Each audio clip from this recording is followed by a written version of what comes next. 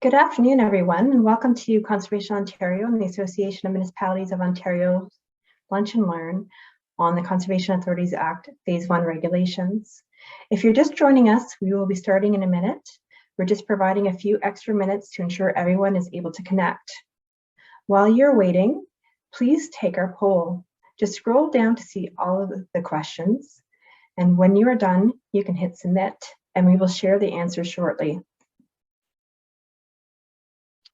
Please feel free to introduce yourself in the chat and engage with the community attending today. I'm now going to begin this webinar by introducing to you Conservation Ontario's Chair, Andy Mitchell. Andy Mitchell was elected the Mayor of Sealwyn Township and a member of Peterborough County Council on October 22nd, 2018. In December 2018, he assumed the position of Deputy Warden of Peterborough County. Mr. Mitchell is a member and current chair of Peterborough Public Health. He's also the chair of Conservation Ontario and the Autonomy Region Conservation Authority. He previously served as deputy mayor from 2010 to 2014. Mr. Mitchell was elected as a member of Parliament from 1993 to 2006 and served 8 years in the federal cabinet, where he held several portfolios, including the Minister of Agriculture and Minister of Indian Affairs and Northern Development. From 2014 to 2018, Andy was a senior advisor in the Ontario provincial government. Before entering politics, Mr. Mitchell worked in the banking industry for 20 years. After leaving Parliament, he became Chief of Staff to the Leader of the Opposition and later President of the Canadian Association of Former Parliamentarians. Welcome, Andy. Thank you, and good afternoon, and thanks to everybody for joining us today. As was in the introduction, my name is Andy Mitchell, and I'm the Chair of Conservation Ontario. I'm leading off this meeting today from Sealwyn Township, and I'd like to respectfully acknowledge that we are on the treaty and traditional territory of the Mississauga and Ashbeck. We offer our gratitude to the First Peoples for their care, for their teachings about our earth and our relations. May we honor those teachings. I recognize and appreciate that each of you will have your own land acknowledgement depending where you are.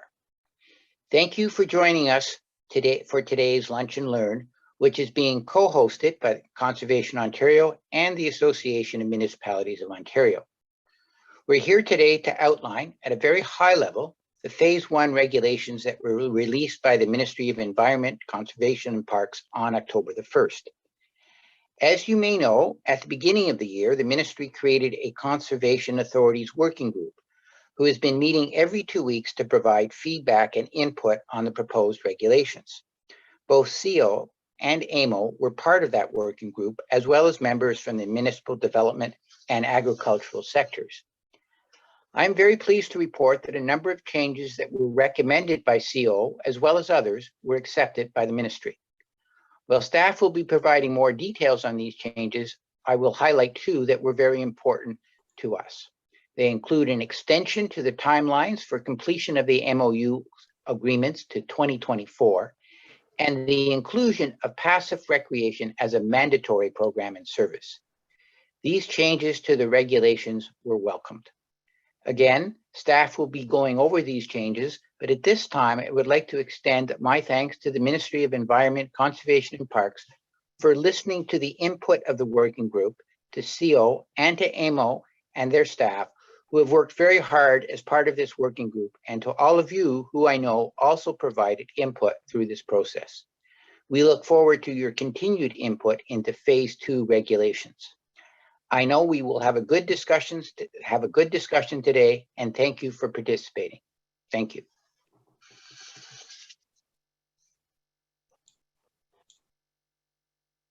Okay. Welcome, everyone, and thank you, Andy, for these remarks.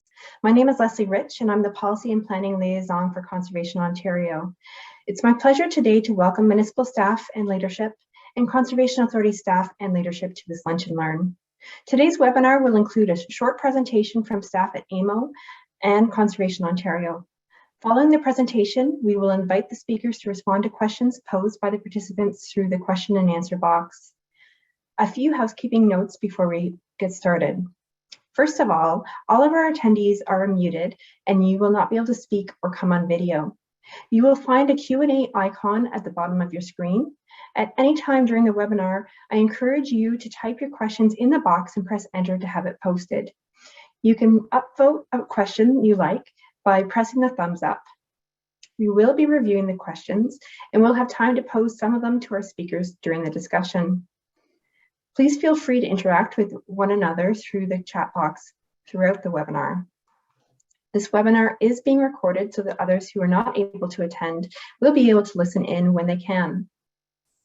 I'd now like to take the time to introduce Lynn Dolan.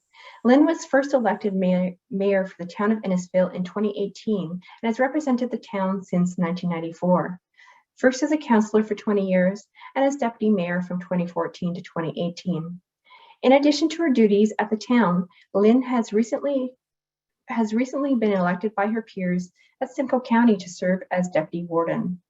Lynn held the position of president for the Association of Municipalities of Ontario from 2016 to 2018 and has held a seat on their board of directors since 2011. In her role as president, she also sat on the Federation of Canadian Municipalities Board along with the Provincial and Territorial Association. In 2007, Lynn was one of the 19 appointed by the Ontario Minister of the Environment to serve as chairperson of the South Georgian Bay Lakes and Ghost Source Protection Committee. In that role, she chairs a 22-member multi-stakeholder committee that is working on a plan to protect municipal drinking water from overuse and contamination. Welcome, Lynn, and thank you for joining us today. Thank you, Leslie, very much for that introduction. And hello, everyone. I'm here today really as in my capacity as chair of the AMO Conservation Authority Task Force and as past president of AMO. And I'm thrilled you could attend today's co-hosted webinar between AMO and Conservation Ontario. And I want to thank Chair Mitchell and the whole Conservation Ontario team for their leadership and support in putting this webinar together with AMO staff. I hope that you find this session informative as you begin to navigate the recent changes to the Conservation Authorities Act. Although not all municipalities are covered by Conservation Authority, 95% of Ontario's population living in a watershed is managed by a CA. That is why it's so important to understand the regulations, affiliated timelines, and upfront work required to ensure this new regime is successful. Municipal governments have a responsibility under the provincial policy statement to undertake certain environmental policies and act on them. For those that have one or more CAs in their jurisdiction, they can be the boots on the ground to support this municipal responsibility. Working in partnership with CAs is going to be critical to mitigate and adapt to the dangerous effects of climate change, such as flooding. And I know we are all riveted to our television sets right now and the disturbing images we're seeing from the South Mainland in BC, and our hearts go out to those people, and it really is a stark reality check of our future. Combating climate change has been a strategic objective for AMO for over a decade and will likely continue to be a focus of work for years to come. For those not aware, AMO has been working on a series of climate change papers as resources for Ontario municipalities. 4 papers have been released so far, 3 more set to be released in the near future. In the first paper of the series, it's called Come Hell or High Water. It was released last fall. It explores the impact of flooding and climate change to Ontario municipalities. And you can download a copy of the papers and the series on climate change. Just check out AMO's website at amo.on.ca. The big takeaway I want to leave for municipal councils today is that dialogue with the CAs within your jurisdiction should start now. There is lots of work to be done between now and February 2022, so listen carefully to the changes and reach out to our AMO staff if you have any questions. We also encourage you to review AMO's fact sheets on changes to the Conservation Authorities Act, which are also available on AMO's website. Please be sure to ask questions today or follow up with staff after the session. Thank you and enjoy the session. Now I'll turn it back over to Leslie. Thank you so much, Lynn, for those remarks. And also, I think, for really helping us focus the need for our work, particularly as it relates to the climate emergency. I have seen a couple of people who've raised hands during Lynn's remarks. Just a reminder that if you do have questions, please put them into the question and answer box, or if you would like some assistance, please use the chat function. So before I introduce our next presenters, I want to take a moment to take a look at the results of our poll.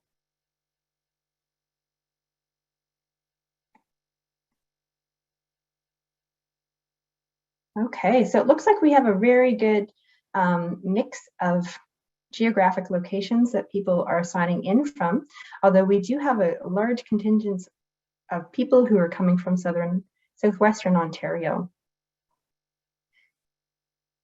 A lot of people who have joined us today are Conservation Authority staff, so welcome to them and thank you for participating, as well as municipality staff. And most people are identifying that they are somewhat familiar with the Phase 1 regulations. Obviously, we've had the benefit of 2 webinars hosted by MECP, so I'm glad to hear that most people seem at least somewhat aware of these regulations.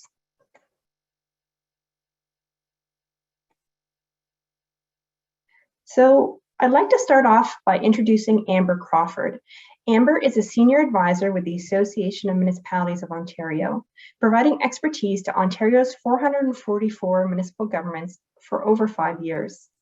In this role, Amber develops policy and advocacy related to the natural environment, climate change, and energy on behalf of the municipal sector. Prior to joining AMO, Amber worked as a consultant at a government relations firm, the Ontario Ministry of Labour, and Human Resources and Skills Development Canada. Amber is completing a Master's of Planning degree at the University of Guelph, which I'm sure is keeping her busy. She's graduated with a master's degree in public policy and administration from Carleton University and has a bachelor's degree in political science from Western University. Secondly, I'd like to introduce Bonnie Fox. Bonnie is the Manager of Policy and Planning for Conservation Ontario, the Association of Ontario's 36 conservation authorities. She has been with Conservation Ontario for 22 years, leading and coordinating policy positions to influence and respond to provincial and federal legislative and policy initiatives. Since 2015, there has been a particular focus on review of the Conservation Authorities Act. Previously, Bonnie worked for the provincial government for 10 years in the policy divisions of the Ministry of Natural Resources and Environment, specializing in water, land management, and land use planning. So welcome to Bonnie and Amber, and I'll turn it over to you.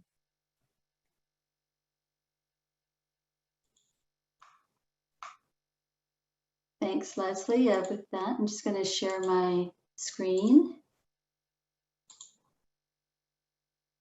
Okay, so I'm going to jump right into it. There we go. Okay. Before we get into a discussion on the 3 new regulations, we thought it would be helpful to provide a bit of background on where we came from and how we arrived at these new regulations. So recent amendments to the Conservation Authorities Act include key changes such as mandatory municipal and other programs and services, requirements for transition plans, and clauses on Conservation Authority board governance. In January, a multi-stakeholder Conservation Authorities Act working group was established to provide advice to the government as it relates to Phase 1 and Phase 2 regulations. And members included representatives from both the Association of Municipalities of Ontario and Conservation Ontario, as well as other stakeholders. So in February, the government proclaimed a number of governance-related clauses in the Conservation Authorities Act. So this included a new requirement to ensure that at least 70% of municipal appointees to an authority were members of the municipal council. The proclamation also placed a limitation on the term of the chair and vice chair of 2 consecutive one-year terms, and required that those positions be rotated amongst participating municipalities. So again, that happened in February. And then in May, the Conservation Authorities Act Phase 1 regulatory proposal was posted onto the Environmental Registry for the 45 days of consultation. And in addition, the Ministry of Environment, Conservation and Parks held a number of sessions with stakeholders regarding the proposed regulations. And then finally, in October, a decision notice was posted and the Phase 1 regulations were formally released. So that kind of sets the context.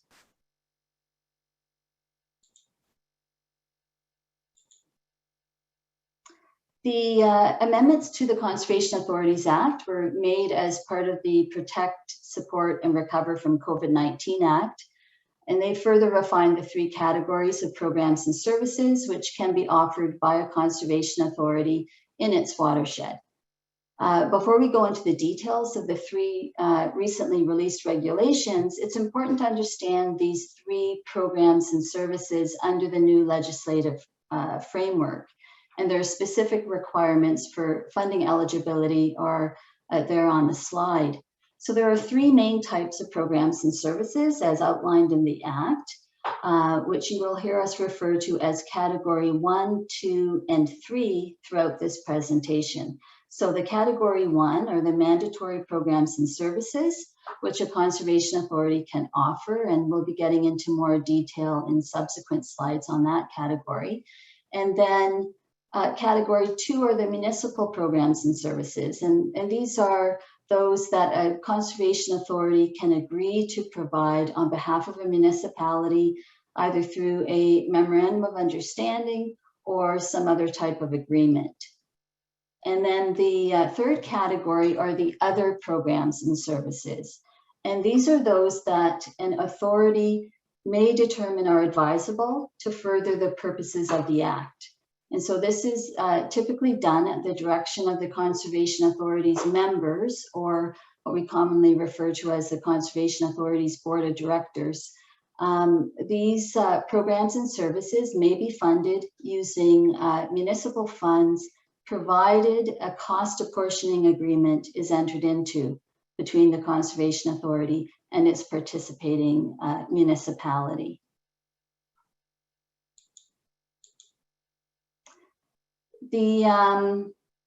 So members may be wondering, what are the overarching goals of these regulations?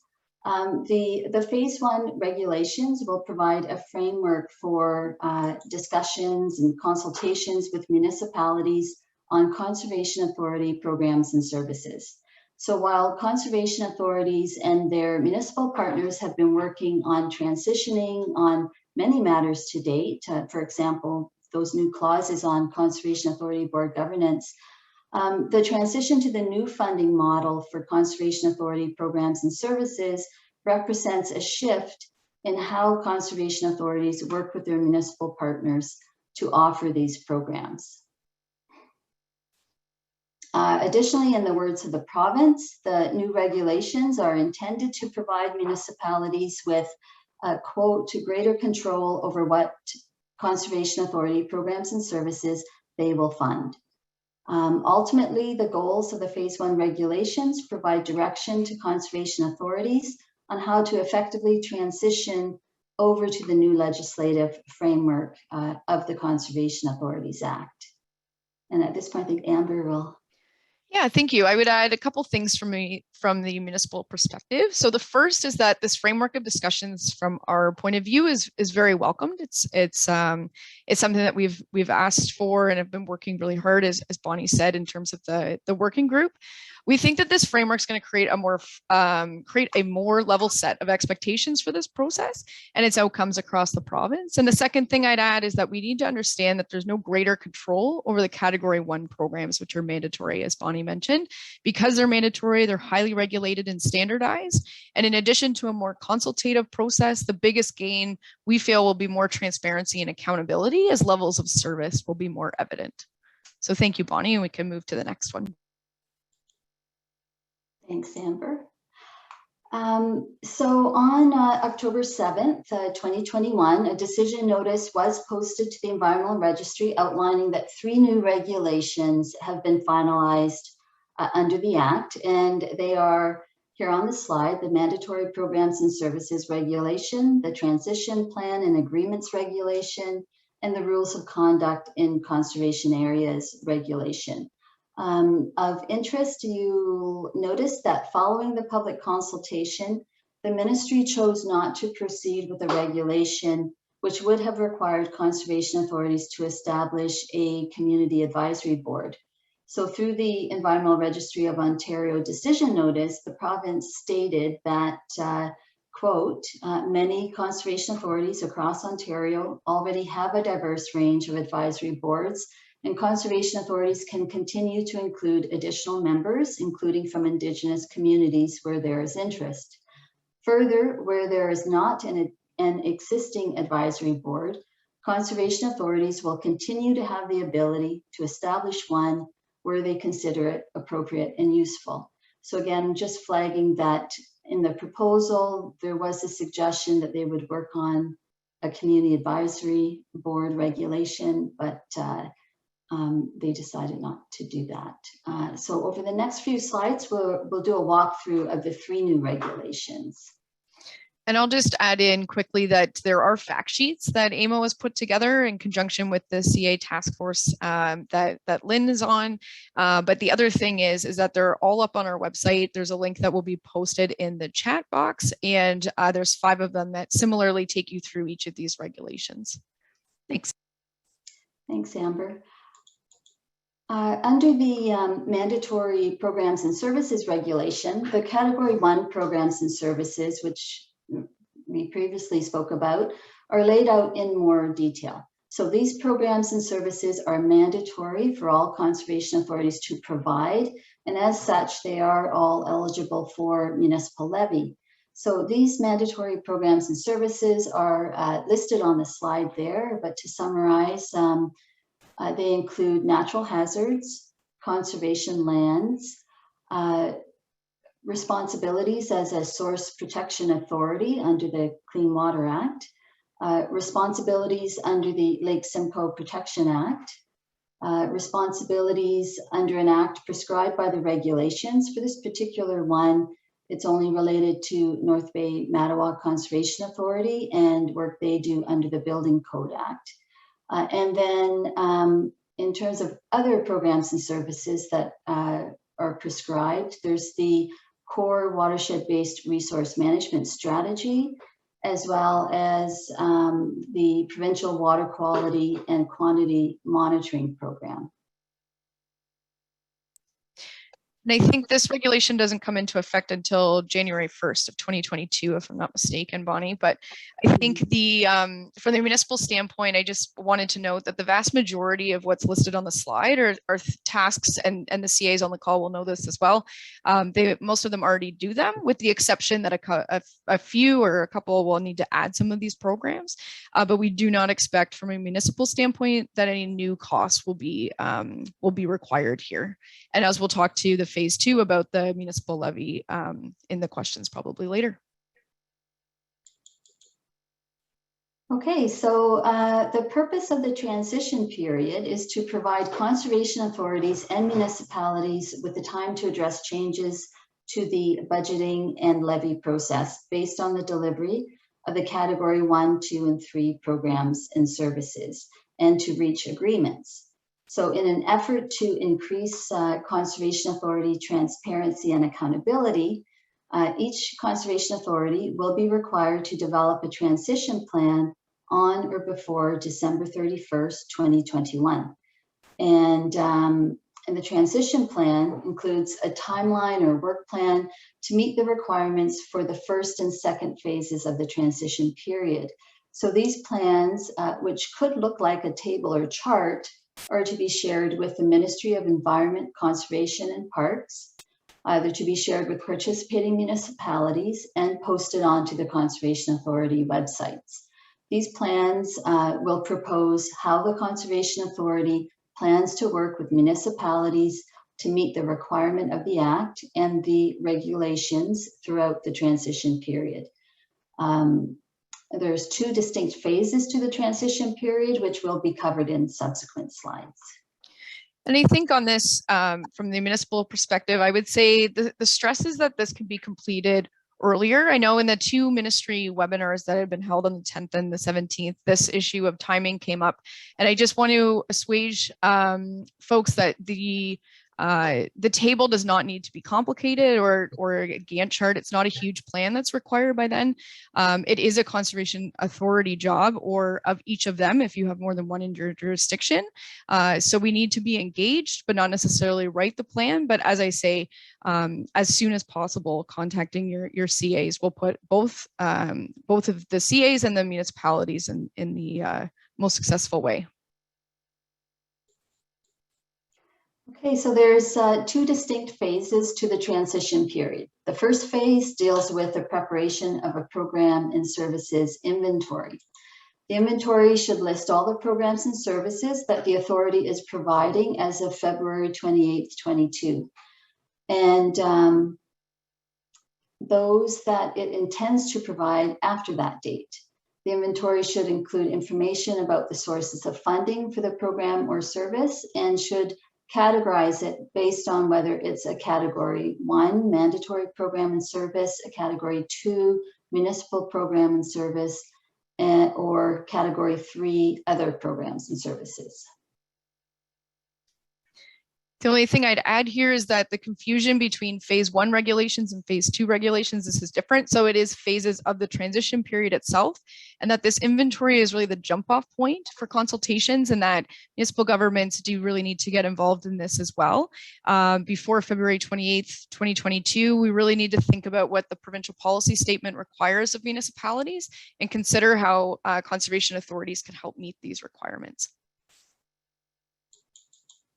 So during phase 2 of the transition period, the conservation authorities will consult with participating municipalities on the inventory of programs and services. And the conservation authority will then take the necessary steps to enter into agreements, MOUs with municipalities for category 2 programs and services, and if necessary, cost apportioning agreements for category 3 programs and services. And when I say where necessary, that's where municipal funding is required to deliver those. In this case, many municipalities already have MOUs for planning related services. There was a template that was developed in 2019 between AMO and Conservation Ontario that can help, and we'll put that link in the chat as well. There's also other environmental goals that municipalities can help achieve with or in conjunction with conservation authorities. And the fact sheets, as I say, will provide a bit more detail about that. But in our view, the phase is about, this phase is about what is to be done, sorry. And that further information is going to inform the tools that can be used to pay. And that's essential that groups of municipalities work together to decide on mutual services, and that these conversations, again, can start as early as possible, and really should, to make sure that you've got the right people around the table, and sharing programs and services wherever possible. Okay, thanks, Amber. And this slide provides an overview of the key dates for conservation authorities and municipal partners to keep in mind during the transition period.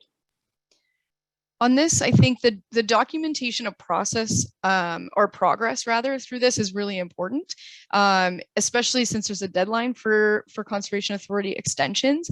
So identifying roadblocks and working towards solutions are really important.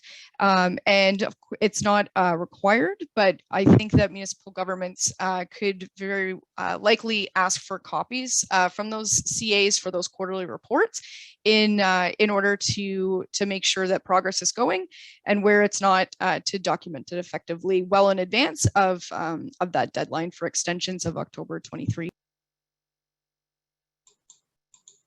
Thanks, Amber. And so that's it on the transition plan and agreements. And then the third regulation, which was released, deals with the rules of conduct in conservation areas.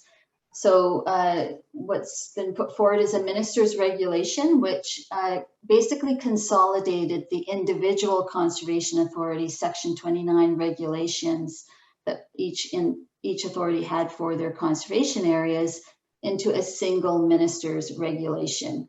We won't spend much time on this regulation, as largely this area remains status quo. Conservation authorities are not afforded any additional compliance tools to deal with acts of non-compliance on their properties, and only minor updates were made at this time, some changes to definitions, etc. The other thing to point out here is that the regulation is not currently in effect, and so the individual regulations are still in effect. And then next steps. So what's next for conservation authorities and municipalities as they work through the transition period? Conservation authorities are to send the transition plan to participating municipalities by December 31st, 2021, and program and service inventories to municipalities by February 28th, 2022. And the conservation authorities are to consult with participating municipalities on the inventory. And then conservation authorities and municipalities are to take steps towards entering into MOUs and other agreements, or including the cost apportioning agreements if necessary for implementation in the 2024 budget.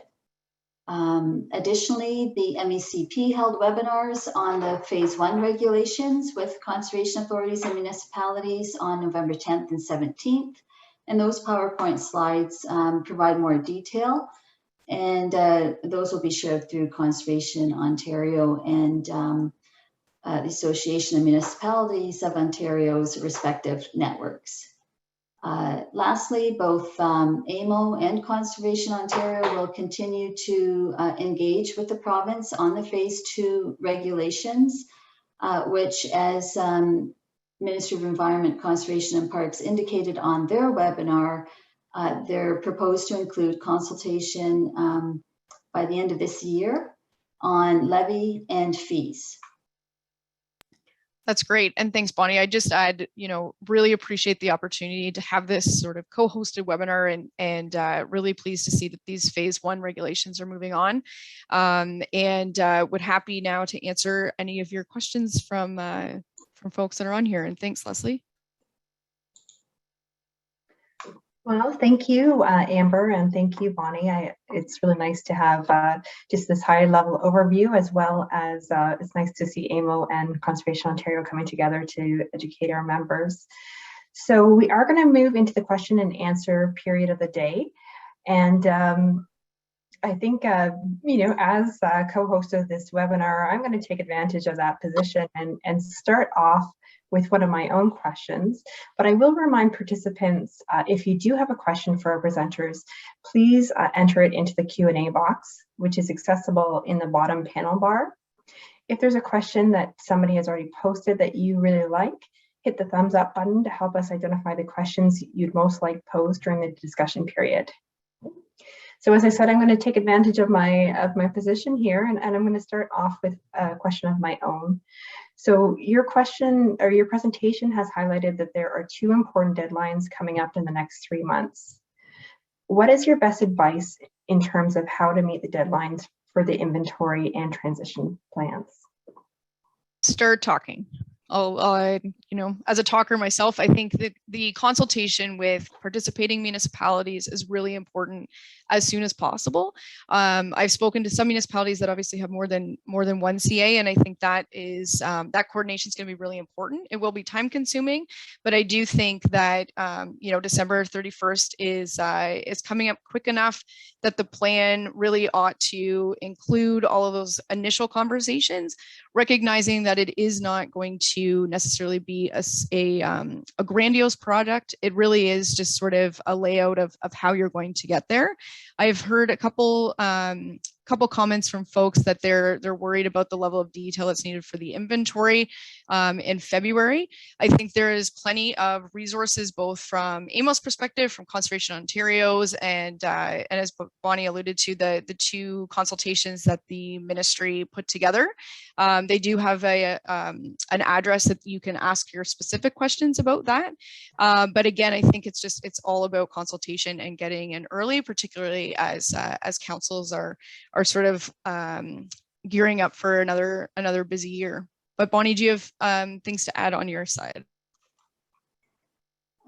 Yeah, I would just suggest to keep it simple, so that and not to minimize the need for discussion and collaboration and coordination, but just to get the deadlines met in a timely way. So I would just say, yeah, try and keep it simple and workable for transitioning your existing budget and levy relationship to this new framework, which will be variable from authority to, between authorities and municipalities. So be aware of that. Okay, thanks for answering that first question. We have a number of questions that have come in through our Q&A. The first one that I'll go to is, can you please outline exactly what happens on the January 1st, 2022 deadline?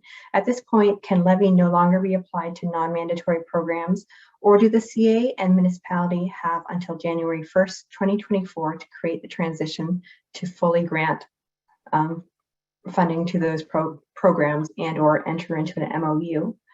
And maybe before Bonnie and Amber respond to this question, I just want to remind participants that if you do have very specific legal interpretations, you should be following up with MECP staff directly on this and or your own solicitors, but certainly welcome any comments that Bonnie or Amber may have on this. Yeah, maybe I'll start with this one. It's set up as a transition period, so it is kind of business as usual between now and the January 1st, 2024. So don't overcomplicate your interim budget and levy processes trying to interpret these regulations. The transition period is intended to provide that time period to get shifted over into the new legislation. You did well on that one. I'll defer to the more technical pieces to Conservation Ontario, if that's okay. Okay, the next question is, will service level agreements be put in place between municipalities and their conservation authorities? Yeah, that's what the requirement is. So if a conservation authority is providing a service or a program to a municipality, then the expectation is it will be supported through a MOU or a service level type agreement. Yeah, that's right. And agreed, Bonnie, with your previous question as well. I think the only the difference being that Category 1 doesn't need an MOU, but the service level agreements for Category 2 and a cost apportioning agreements for Category 3. So there's different terminology for that, but agree with Bonnie. Great, thank you. The next question is, does Phase 1 also require historical cost information specific to the inventory? Does Phase 1, I'm just wondering. I think I'm confused by the reference to Phase 1. Yeah, I believe the question's in relation to the inventory of programs and services and wondering whether they need to have cost information included in there. Yes. So the inventory does require cost information, and then there's even some clauses on to calculate the 5-year average of the cost of delivery of a program as kind of the basis for costing information to use, but then recognizing that the past 5 years have been complicated by other factors such as COVID, et cetera. So there's also a clause that enables other calculations to be used for identifying what the costs are. So I think that's something that would be discussed between municipal staff and conservation authority staff who are in conversation around the inventory. Agreed. Okay. The next question is, are there penalties if the deadlines are not met? Not aware of any, no. Nobody goes to jail. Nobody gets fined. I know that much. There's no enforcement. However, recognizing that the further that we take getting those two, the more likely that the extension, by the way, like is also, as the ministry said yesterday, it is a case by case basis, but they've been clear that the more the extension of time, recognizing that it was supposed to come out earlier this summer, but the extension of time has sort of postponed some of these dates already in hopes that folks can get both of those dates met. And maybe if I was a little bit flippant there, but so January 1st, 2024 is the end of the transition period. And so at that point, the new clauses in the Act will be proclaimed. And by January 31st, 2024, the conservation authorities need to submit the final inventory of programs and services and a confirmation that they have all the agreements necessary to utilize municipal funding, and which basically means that they've got all the MOUs and agreements in place. And then if they're not in that position, they should have asked for an extension by October 1st, 2023. So that's right. So that's how it's kind of being enforced, is by those legislated deadlines. And there's also like an appeal to the Ontario Lands Tribunal as a potential penalty as well. So that's an option, but to Bonnie's point, I think the earlier that these sorts of phases come in, then when phase 2 discussions happen, and this transition of all of these to the new regime, because Bonnie's quite right, it is obviously extensive. And so I think that our best advice is to meet those 31st of December and end of February deadlines. Okay. Next question, do CAs have any authority under the revised Act to deal with water quality in their watersheds? Say it again. Do CAs have any authority under the revised Act to deal with water quality in their watersheds? I'm just thinking, to the purposes of the Act, it's for the conservation, restoration, development, and management of natural resources in watersheds in Ontario. So under that purpose of the Act, water is a natural resource, and water quality is one of the considerations. As well, the province made the water quality monitoring program a mandatory program. That's right, it's under Category 1. Mm-hmm.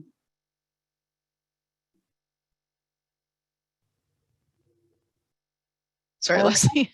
Sorry. All right. When might there be changes or enhancements regarding compliance tools? Can we expect this to happen? Amber, this has to do with the conservation areas. I don't know if you want to talk a bit about. So with the conservation areas regulation, we would like the province to get that working group together that includes municipal bylaw officers and others to really run through what are the compliance tools that are not available under the conservation areas regulation, and which should be, because the conservation authorities have been relying on municipal bylaw enforcement officers or sometimes the provincial police, which is not the most cost-effective way to deal with compliance issues in a conservation area. Agree. And I think the enforcement really needs to be done in a larger context, as Bonnie said. So we tend to agree about police, bylaw enforcement, et cetera. It needs to be part of a larger conversation. Great, thank you. The next question, the inventory is due February 28th, 2022. After consultation with municipalities, what happens if there is a disagreement? So I think the inventory that gets posted or submitted February 28th, 2022, I think the ministry has been clear that they recognize that because it's a pretty tight time, it'll be a preliminary inventory, and then there are going to be consultations and negotiations over the ensuing time up to the January 1st, 2024. There are quarterly progress reports that are due into the province where they'll be highlighting what the status is of those negotiations. And so, I think that kind of acts as a flagging of where there might be issues. But yeah, I think it is up to us to work it through. It's negotiation 101. Yeah, I think the onus is really on both parties to come together. And as Bonnie said, that between now and February 2022, the fact that it's sort of an initial plan, the intent, I believe, and won't speak for the ministry, but is the idea that the quarterly reports are intended to sort of track progress and how negotiations are going, but very much sort of a negotiation, and hence why those meetings need to happen as soon as possible. Great, thank you. Are these coordinated efforts or MOUs only to be had with a single municipal department, for example, planning, or different ones for different service areas? So I guess the question is, are there MOUs only for one department, or could you have one MOU for multiple departments, or are you required to have an MOU with each department in a municipality? Could be multiple departments is a short answer. So it really depends on the service that's being provided, but yes, it does not have to be with one sole department. Maybe I would just add something that I've heard is that you can have the overarching MOU and then schedules attached to it that has the specifics from the different departments. If that's one way of trying to keep it simple and not too many agreements to look through, etc. For sure. Yep. Good point. Great. Okay. Is there an indication of when the conservation areas regulation will be enacted? Yes, let me just pull up the ministries. They have timelines. I'm just trying to make sure that they hadn't covered it. I don't think they specify an. They did not. No, I'm just confirming that. Yeah. Yeah. So I think TBD. The answer is that the enactment of the Section 29 regulation is tied to the enactment of the updated Section 28 regulation, and so the Section 29 regulation will not be enacted until such time as a new Section 28 regulation is enacted. That's right. Yeah. Thank you for that added clarification. No problem.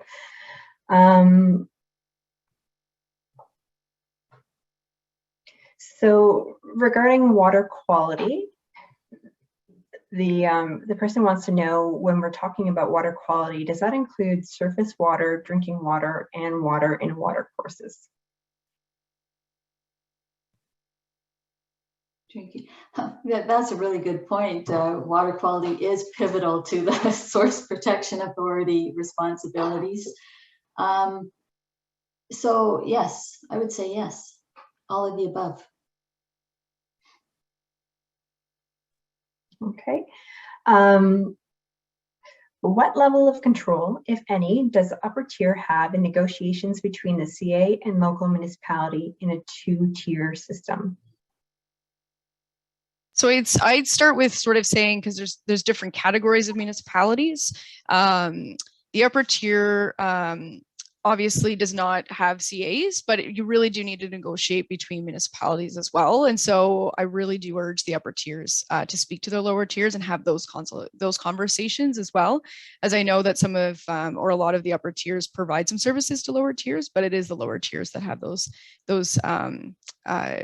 agreements with CAs. Bonnie, is there anything else to add on that one? No. Okay, I think the next one I'll actually answer is Conservation Ontario developing a standard format MOU for CAs and municipalities? So the answer is yes, that Conservation Ontario and AMO had worked together to develop a standard format MOU for planning services. There's a link to that example in the chat in the webinar today. The next question is, to be clear, municipalities will not have input into the transition plan due December 31st, 2021. But once it is received from the Conservation Authority, the consultation or review will take place. Bonnie, do you want to start from your point of view? Yeah, so the the transition, say it again. I'm not sure if I understand. It's about sort of when municipalities will have input into the plan. You know, it's not a municipal plan, so agree with the sense of it, that it is a CA transition plan that will need to be consulted on, but it is not a municipal plan. So I just want to make that clear. That CAs will come to municipalities with the transition plan. Yeah, it'll be circulated, but I mean, given the dates, I think it's strictly a circulation to the municipalities. Here's the plan, and then the inventory is really where it's going to kick off the detailed consultations with the municipalities. And then, of course, in development of the transition plan, you know, collaboration on how that and what level of detail certainly is something that can happen. That's right. I think it's more for municipal councils. It would be sort of receiving the plan in advance of the 31st, seeing a copy of it, and then, as they say, we're sort of working towards this inventory of what's happening, and then going from there, negotiating sort of what fits in which category, and then those progress reports would track that as things are going. Great. The next one, can we expect to see more commitment to compliance tools in the near future as compared to status quo? I don't think it's our commitment, unfortunately. It's important. It's subject to provincial. The province holds the ability. Mm-hmm. Yeah. Okay. Recognizing that this may be out of scope, but the question is, will cost or responsibility for flood mapping, I guess, take place or be discussed as part of this phase one? It's out of scope, in my opinion. It would be for this. And sorry, just going back to the enforcement question, I think we do need a broader discussion, but it is, as Bonnie says, subject to the province to come up with those enforcement tools. Yeah. To agree to put them in effect. Mm-hmm. Yeah. Okay, so we are coming near the end of our webinar, but I do have another question for you. When can we expect to hear more about phase 2 regulations? So As the ministry said in its previous its webinar just yesterday, they did speak to the working group being confidential and being a sounding board for getting these phase 2 regulations up. Obviously, it'll be very important as both of our organizations have been saying to the ministry that they need to leave ample time for consultation, recognizing we're sort of mid-November and these were to come out a bit earlier this year. I think it's very important, especially over the upcoming holiday season, that there is enough time for everyone to sort of sink their teeth into it and respond to it effectively. And so, while I can't give a firm date because we're not the province, the hope is that whenever they do come out, they come out sort of with enough time for everyone to sort of be consulted with. But as of yesterday, the ministry hasn't provided a date. I think in that, Amber, you did mention that they did say this year. Yes. Yes, consultations planned this year. Yes. So 2021. Yes. Which as broadly defined. Yeah, well, maybe we should have confirmed what they meant by this year. So as we're wrapping up, I just wanted to ask you guys just one last question. So what would you guys say are the key messages that you want conservation authorities and municipalities to be aware of regarding the phase 1 regulations, and what are some of the key messages that you would share to conservation authorities as well as municipalities? I don't mind starting. I think the important thing is collaboration and consultation will get you far. I think the earlier the better, and as often as needed. I know that everyone is strapped for time and resource challenges, etc. I completely understand that. I think the getting to 2024, that those budgets need to be in place for 2024. So we're really looking at 2023, and as Bonnie mentioned, the extension of late October 2023 sort of puts us in sort of the next 18 months being really important. We've also got, as we all know, an election coming up, 2 of them next year. And so it's very important that you know who to talk to if you have questions. I'm the staff person at AMO. We've got our website available as well as our fact sheets. And so those are sort of my resources. I would also suggest that these fine folks at Conservation Ontario have a lot of the more technical side of things about how the regulations are going to work.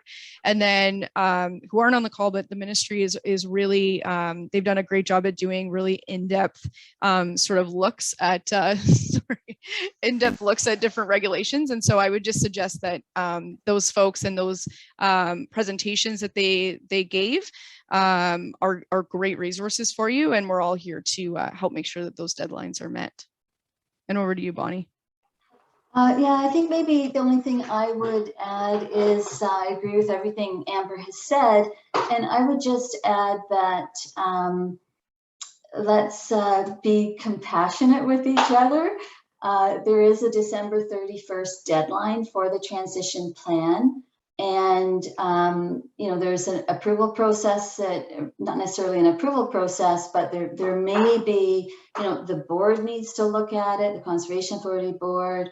There's going to be conversations, hopefully with the municipalities, whether it gets to a municipal council before December 31st, like as an FYI, I would think those kind of timelines and things will be challenging. And so depending on where your authority is at with the transition plan, the requirement is for it to be submitted to the minister and the municipalities by December 31st. And then you still have that whole 2-year period. It's a guideline, right? But you still have that whole period of time to work through the details and the negotiations, etc. So, but 100% agree with what Amber has emphasized about the collaboration and the consultation, and just looking at it as what does your watershed need that you're part of, and I think as long as we're keeping to the benefits that can be provided to your watershed public, your public in your municipality, that is that's what the primary focus should be on. And that's it. Well, I think that's a really good messages. So thank you both to Amber and to Bonnie today, as well as members of AMO and Conservation Ontario. And thank you as well to the webinar attendees for your participation. So I hope that you do leave this webinar armed with some additional resources to manage the transition taking place between the CA and the municipal relationships over the next 3 years. I think Amber and Bonnie have done a really nice job of highlighting the need for strong communication and compassion as we move through this process. For those of you who may not have been able to attend the whole webinar, the webinar has been recorded and the link to the recording will be sent out in the coming days for those who may have missed the discussion. And one more thing before you guys leave, if you have any feedback on our Lunch and Learn, please take a minute to complete some final poll questions. So thank you everybody and stay safe.